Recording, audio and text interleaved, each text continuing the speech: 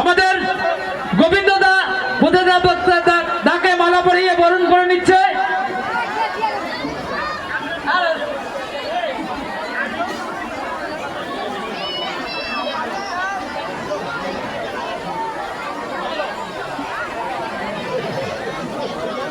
ভেঙে যাবে কিন্তু এবারে মঞ্চ ভেঙে পড়বে। আপনারা অবশ্যই দাদারা নামবে, আপনাদের সামনে আমরা অবশ্যই নিয়ে যাব।